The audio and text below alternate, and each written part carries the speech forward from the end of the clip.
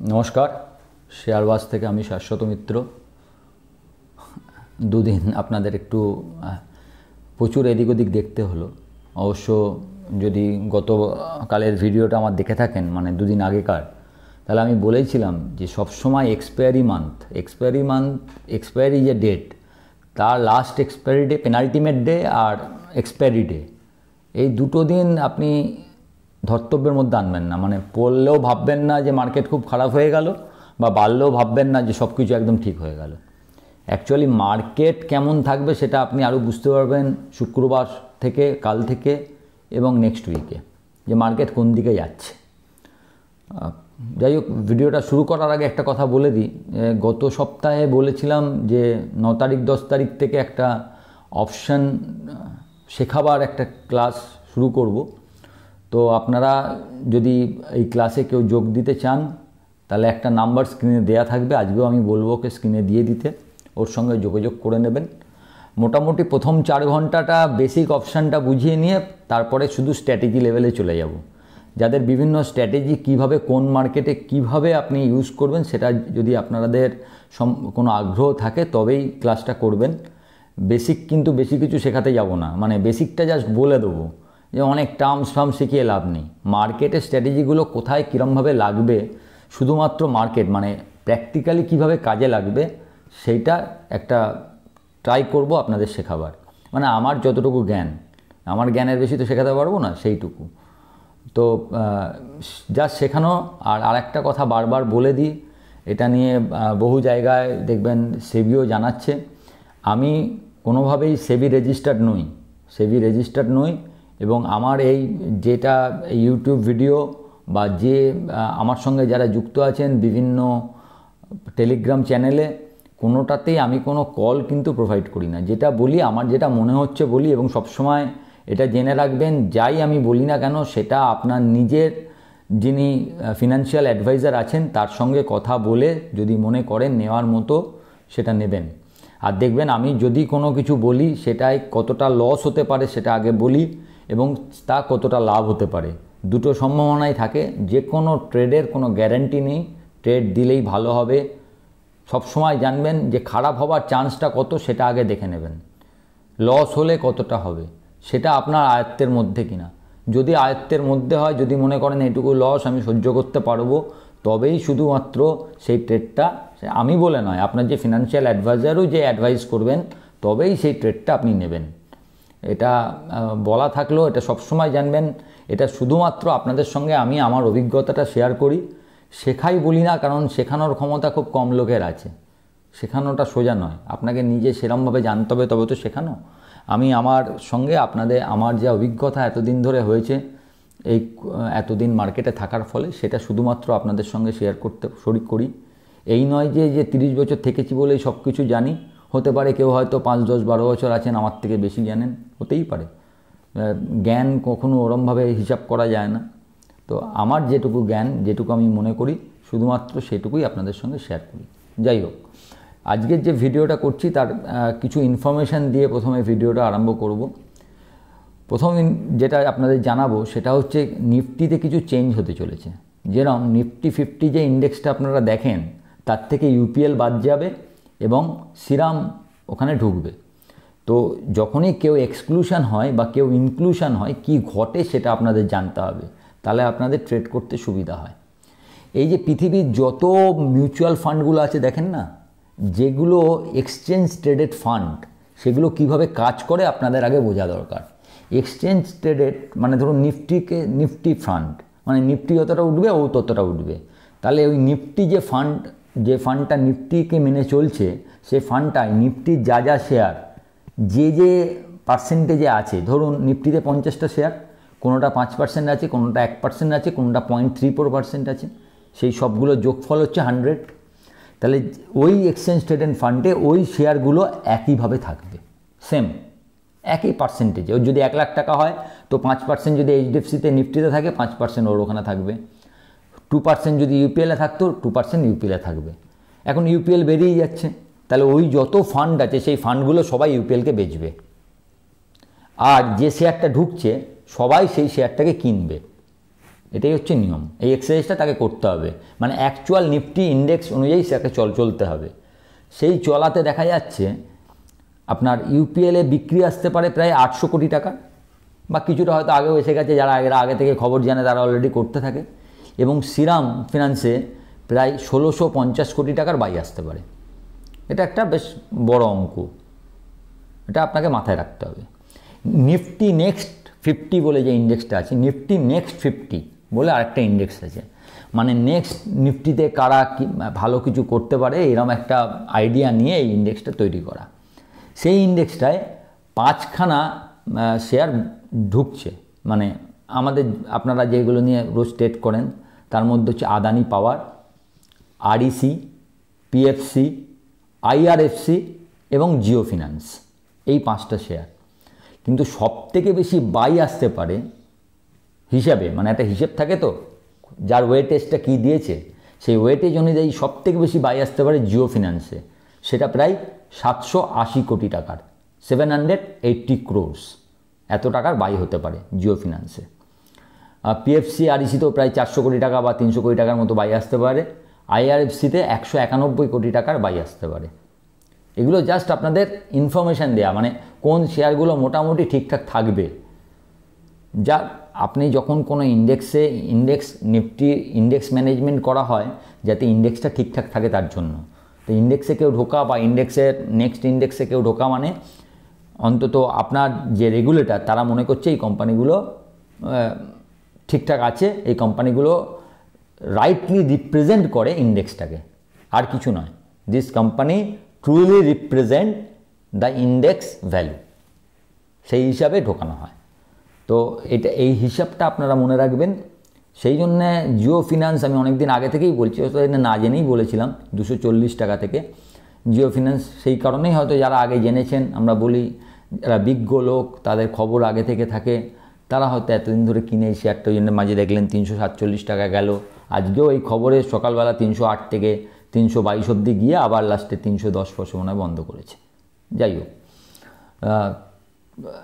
এই দিকটা হলো। এখন আপনারা বলবেন যে মার্কেট কি হলো দাদা, মার্কেট এত পড়ে গেল, লাস্টে আবার 100 পয়েন্ট বাড়লো। দেখুন, মার্কেট পড়াটা বা বাড়াটা কোনোটাই আজ এই দুদিনের জন্য ব্যাপার নয়। ব্যাপার একটা বাজে জিনিস হয়েছে, সেটা হচ্ছে 22,000-এর নিচে আমরা দুদিন বন্ধ করেছি, যেটা এর আগে আমরা করিনি। কিন্তু মেনলি যদি দেখতে চান, আমাদের ইন্ডেক্সের মেন সাপোর্টটা আছে 21,800-875 লেভেলে। আমার সঙ্গে যারা টেলিগ্রামে যুক্ত আছেন, যে বড় গ্রুপটা বলুন শেয়ারবাজ, বা আমার যে ছোট গ্রুপটা, সবাইকে দেখবেন আমি একটা মেসেজ দিয়েছি যে 21,000 আজকে আমি কোনো সাপোর্ট রেজিস্ট্যান্স দেবো না। যাই হোক, আরেকটা এই ব্যাপারে একটু কথা বলে নিই। একজন ফোন করে, যে ছেলেটি আছেন তাকে আবার বলেছেন সাপোর্ট রেজিস্ট্যান্স দেওয়া মানে নাকি কল দেয়া। এটা আবার জীবনে প্রথম শুনলাম। সাপোর্ট রেজিস্ট্যান্স দিয়ে আমি আপনাদের নাকি বিভ্রান্ত করছি। তো সেরকম যদি হয় আপনারা প্লিজ জানাবেন। সাপোর্ট রেজিস্ট্যান্স যারা আমার টেলিগ্রাম গ্রুপে আছেন, সাপোর্ট রেজিস্ট্যান্স দেওয়া বন্ধ করে দেবো। আমি কাউকে বিভ্রান্ত করতে চাই না, কারণ কেউ বলছেন যে সাপোর্ট রেজিস্ট্যান্স দেওয়াটাও নাকি কল, তাতে নাকি তারা বিভ্রান্ত হচ্ছেন। একজনই বলেছেন অবশ্য। তাহলেও যদি এটা আরও কারুর এরম মনে হয়ে থাকে আমাকে জানাবেন, আমি সাপোর্ট রেজিস্ট্যান্স দেওয়াটা বন্ধ করে দেবো। আমার শুধুমাত্র ক্লোজ গ্রুপ যাদের আছে, যারা চান তাদেরকেই দেবো, তাহলে আর বড় গ্রুপটাই দেবো না, যদি আপনাদের কোনো অসুবিধা থাকে। আর আপনারা যদি চান নিশ্চয়ই আমি সাপোর্ট রেজিস্ট্যান্স দিয়ে যাব। একজন কি বললো তাতে আমার কিছু এসে যায় না, কারণ আমি এসেছি আপনাদের সঙ্গে শেয়ার করার জন্য, আমার ভাবনাটা আপনার সঙ্গে শেয়ার করার জন্য। সুতরাং এখানে আমার কোনো রকম কিছু আর লোকাবার নেই। যাই হোক, এবার 21,800-875 যতক্ষণ না এই লেভেলের নিচে নিফটি যাচ্ছে, ততক্ষণ আমি এই মার্কেটকে খুব খারাপ বলে মনে করি না। দেখুন, দুটো ব্যাপার আছে। এখন ব্যাপারটা হয়েছে কি, যারা কোভিডের পরে এসছেন, কোভিড লেভেলের পরে 2020 থেকে 2024 যদি আপনারা ইন্ডেক্সটার দিকে তাকান, অ্যাকচুয়ালি আপনারা মন্দি কোনো দিন দেখেননি। এগুলো যেটা দেখছেন সেটা কোনো মন্দি নয়। মন্দি যেটা বলে, তেজি মন্দি দুটো কথা তো, আপনি খালি তেজিই দেখে গেছেন। এতক্ষণ যা হয়েছে সব তেজিই হয়েছে। এই 2% পড়া, 3% পড়া, এগুলোকে আপনি ধরবেন না, এগুলো কোনো মন্দি নয়। মন্দি যদি দেখতে হয়, লোকে 2008-এ দেখেছে, আমরা যখন ছিলাম, যখন লেমন ব্রাদার্স ডুবে গেছিল, তারপরে 1 বছর 2008 সাল রিয়েল মন্দি। এর আগে যারা ছিল প্রথম দিকে, হর্ষদ মেহতার সময় 92-93, 16 বছর বয়সে প্রথম যখন শেয়ার মার্কেটে গেছিলাম, তখন মন্দিটা দেখেছিলাম। মন্দি কাকে বলে লোকের থেকে শুনেছিলাম, নিজে খুব একটা বুঝতে পারিনি, কারণ সবে ঢুকেছি, অতটা ভাবনা আসেনি তখন। 2000-এ কিছু দিনের জন্য ছিল, 2003-এও ফিনেও ছিল, 2011-র দিকে কিছু সময়ের জন্য হয়েছিল, 2013-য় কিছুটা হয়েছিল, যখন সরকারটা অনেক কিছু নিয়ে ব্যস্ত, কিছু ডিসিশান আসছে না সেই সময়। কিন্তু অ্যাকচুয়ালি সেই ধরনের মন্দির 2020-র পর থেকে আমরা দেখিনি। তাই এই আপনারা হয়তো বলবেন যে হ্যাঁ, স্মল ক্যাপ ইন্ডেক্স তো ওপর থেকে 5% পড়ে গেছে, মিড ক্যাপ ইন্ডেক্স 3.5% পড়ে গেছে, কিন্তু কতটা বেড়েছে আগে দেখুন। হয়তো কেউ কেউ বলতে পারেন যে স্মল ক্যাপ বা মিড ক্যাপ একটু বেশি পি রেশিওতে চলছে, সেটা হতে পারে। দেখুন, মার্কেট যখন ওঠে তখন অনেক সময় এটা একটু ওভারপ্রাইসড হয়ে যায়, কিন্তু ওভারপ্রাইসটা আজকের নিরিখে আপনি যদি সত্যি করে ভাবেন ইন্ডিয়া 2047 সালের মধ্যে ডেভেলপ কান্ট্রি হবে, 2029 সালের মধ্যে থার্ড লার্জেস্ট ইকোনমি হবে, তো সেক্ষেত্রে 2025 বা 26-এ আপনি যে ওভার প্রাইসটা, সেটা আন্ডার প্রাইস লাগবে। ইকোনমি যদি গ্রোথ করে তাহলে ওটা আজকে যদি আপনার 100 টাকা আয়, দাম হয়তো 3200, আপনার মনে হচ্ছে 32 টাইমসে চলছে। কালকে আপনার আয়টা যদি 200 হয়ে যায়, তখন ওটা তো 16 টাইমস হয়ে যাবে। এখন যারা জ্ঞানী লোক তারা তো আজকের জন্য কেনেন না, তারা কালকের জন্য কেনেন। তারা কালকে এটা বুঝতে পারেন কি হচ্ছে। হতে পারে আজকে যেটাকে আমার ওভার প্রাইস মনে হচ্ছে, কালকে সেটা আন্ডার প্রাইস মনে হবে। তো ফর দ্য টাইম বিং আমি আপনার সঙ্গে একমত যে এটা ওভার প্রাইসড।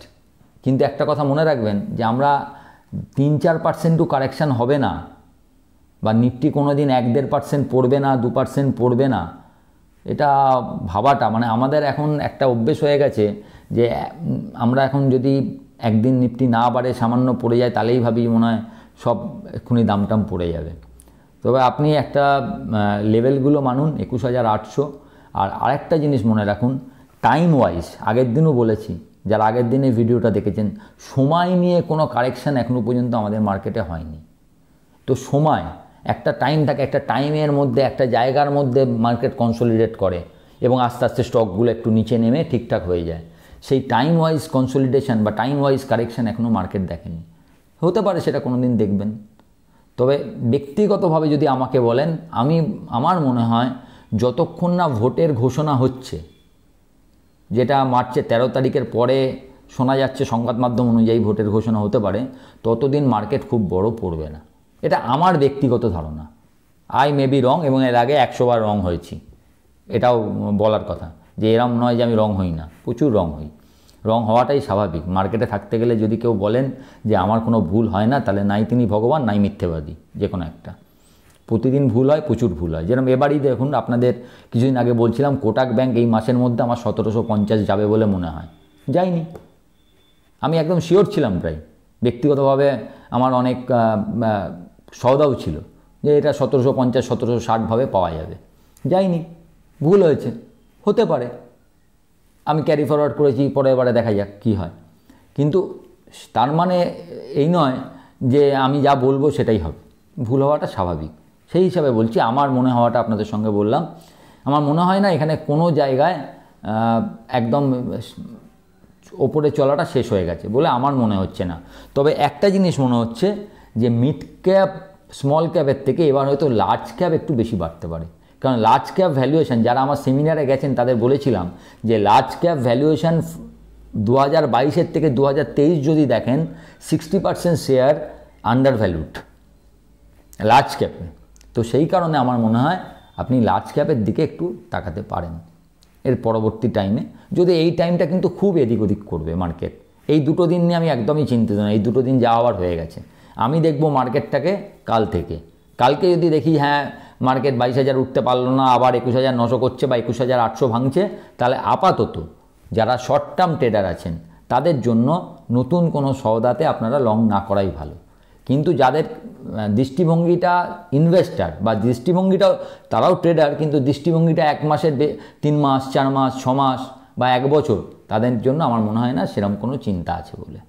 হয়তো কিছু পড়েছে, আর একটু পড়তে পারে, বেশি চিন্তা করবেন না। মার্কেট ঠিক আছে। কালকের মার্কেট দেখার পরে নতুন কিরম লাগছে সেগুলো আপনাদের সঙ্গে আলোচনা করব। তবে যে শেয়ারগুলোর কথা বললাম, যেগুলো নিফটি নেক্সট 50 বা নিফটিতে ঢুকছে, সেই শেয়ারগুলোর দিকে একটু নজর রাখবেন। ওগুলোই বলতে পারেন যে আপনার এই কদিনের মধ্যে আপনাদের কিছু পয়সা হয়তো করে দিলেও দিতে পারে। আর আজকে দেখলেন জোম্যাটো 156 থেকে 167, সব শেয়ারই লাস্টের দিকে বাড়লো। যাই হোক, যে শেয়ারগুলোর আগামী দিনের আশা আছে সেই শেয়ারগুলোই বেশি চলবে। ভালো থাকবেন। নতুন মার্কেটে কালকের দিন থেকে, নতুন সপ্তাহ শুরু হওয়ার পর থেকে নতুন ইয়েতে গেলে, নতুন মাসের এক্সপায়ারিতে কিরম মার্কেটটা দেখি সেটা নিয়ে পরের দিন আলোচনা হবে। আর আমার ভিডিওটা ভালো লাগলে একটু লাইক শেয়ার করবেন, এবং যারা প্রথমবার দেখছেন কাইন্ডলি সাবস্ক্রাইব করবেন এবং বেল আইকনটা ক্লিক করে দেবেন যাতে ভিডিও করলেই আপনারা পান। ভালো থাকবেন।